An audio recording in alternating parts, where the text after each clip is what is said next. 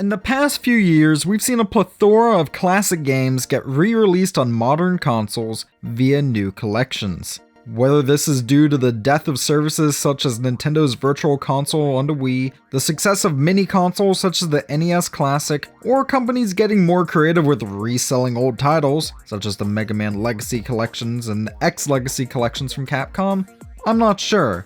That said, due to many popular older releases getting re-released, some companies are seeing this as an opportunity to give some perhaps underloved titles from back in the day a new lease on life. Thus, I was very excited when I first learned about Vasara Collection, a compilation of 2 arcade shoot-em-ups that until recently had never left arcades in their home country of Japan, that will be coming out on the 13th of August 2019 for PlayStation 4, PlayStation Vita, and Nintendo Switch. Full disclosure before I dive in, I was sent review codes of Vasara Collection by developer QUByte for both the PlayStation 4 and Nintendo Switch versions. I have not, however, played the PlayStation Vita version, though word of mouth has led me to believe that the experience there will be similar to playing the Nintendo Switch version in handheld mode. For the sake of this video review, I'll be showing mostly footage from the PlayStation 4 version. Another bit of disclosure, I'm terrible at shoot-em-ups, which is funny seeing how much I love this genre. Vasara was the creation of the Visco Corporation, an arcade game developer that published the majority of their titles on the Neo Geo line of arcade and home console hardware. Vasara 1, which saw a release in 2000, was released for the SSV arcade hardware that was a bit more powerful than the Neo Geo. Despite this, Vasara has a look and feel of a Neo Geo title, and I mean that mostly in a good way. Set sometime in feudal Japan, the shogunate is about to go through a coup, and the only way to save the country is to head into battle, and a futuristic plane. And across the way you'll fight such enemies as mecha samurai, giant floating mechanical skulls, and all sorts of incredible machinery that leads me to believe that this game might not be historically accurate. A lot of the enemies are rather large and stages are pretty colorful. Oddly, I expect to see more sprite scaling being shown off, perhaps on enemies, as that was rather popular in a lot of Neo Geo style games, but that's not the case here. The smallest sprite on screen is usually your ship, and while it can be a bit hard to keep track of it when played in horizontal mode in the Switch, the small size makes learning enemy patterns and dodging bullets a breeze. Now, a note about the Switch version. When played in handheld mode, things look just a little muddier to me than when played on the big screen, but this doesn't hamper the overall experience. I should mention, this affects all of the games on this collection. Making it through Vasara 1 alive is easier said than done. Vasara was an arcade game, and as arcade games go, this title was clearly made with munching quarters or mind, or in this case, yen. You have several ships to pick at the start of the game, each with different speed and power stats. From there, each one has a standard gun which can be upgraded up to 4 times, screen clearing bombs, and a Vasara attack, which has to be built up using a meter and functions mainly as a more powerful bomb. Most importantly though, is a melee attack that you can charge up by holding down the main shoot button. This melee attack, along with being more powerful than bullets, has the ability to cut through enemy shots, as long as said enemy shots are red and not any other color. As such, though Vasara is very easy to pick up and play, to master it you have to carefully balance using your main gun and your charged melee attack.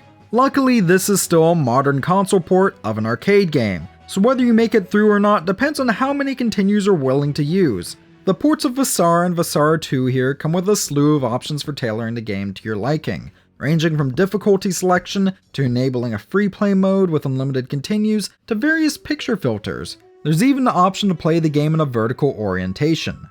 This, I'm sure, would be great on a handheld Switch with a vertical grip, though I was unable to test that for this review. Speaking of things I was unable to test, Vasara 1 and 2 both have 2-player co-op, which sounds incredibly fun, but I was unable to test this out. I guess none of my friends are cool enough to play shoot-em-ups with me. Onto Vasara 2, it's a very similar experience to the first game, and even reuses some assets. Released only a year after Vasara 1, this would be Visco's last ever game release. Vasara 2 is a more refined experience than its predecessor. There are 4 new playable characters here, each with their own attributes. Instead of bombs, they can now charge up multiple Vasara attacks, and said special move varies from character to character. There's both an easy path and a hard path, with the main difference, besides one having much fewer bullets on screen than the other, being that one has 12 stages and the other only 6. Like before, with enough continues and perseverance, you'll make it through to the end eventually. The only time Vasara 1 or 2 ever feels unfairly difficult though, is on the final stage of each game, or past stage 6 on the Vasara 2 hard path. Whenever you use a continue, you're usually allowed to continue off from where you left off when you died. However, at these points, the game decides randomly to make you start back from the beginning of the stage when you game over. It feels inconsistent and comes out of nowhere, and I wish there was an option to toggle this off in these new releases. Weird difficulty spike aside though, Vasara 1 and 2 are a ton of fun, and these are fantastic ports of them. But that's not all there is here, because Vasara Collection unexpectedly has a third game. Along with having the typical galleries and tutorials you're used to finding in compilations like this, Vasara Collection contains a new game called Vasara Timeless.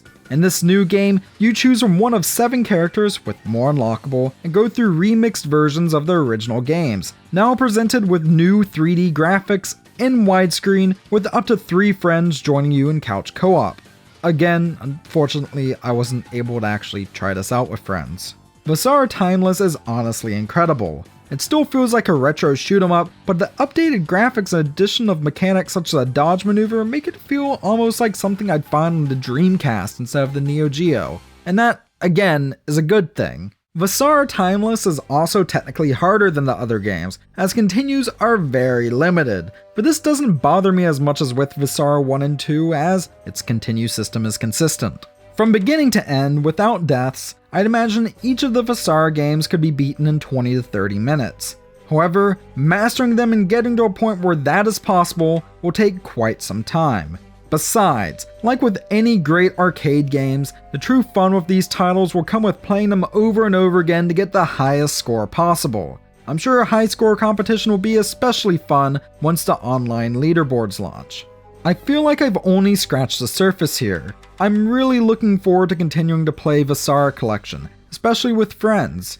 QUByte has done an excellent job bringing these games to a new audience, and for those who want the best Vasara experience possible, there's even a limited physical release coming soon from strictly limited games, though these are already almost sold out.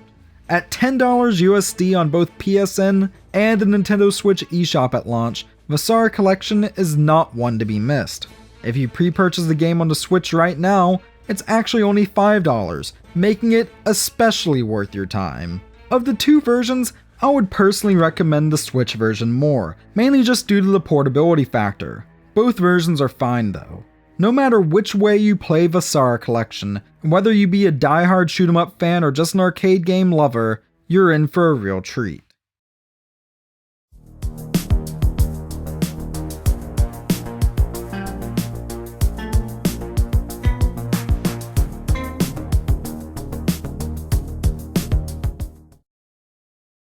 Thank you for watching. If you enjoyed this video, don't forget to click on the like button and leave us a comment below. Also, spare a moment to share this video on Twitter, Facebook, and all your social media pages. To get updates on all of our latest videos delivered straight to your inbox, subscribe now using the link on the screen.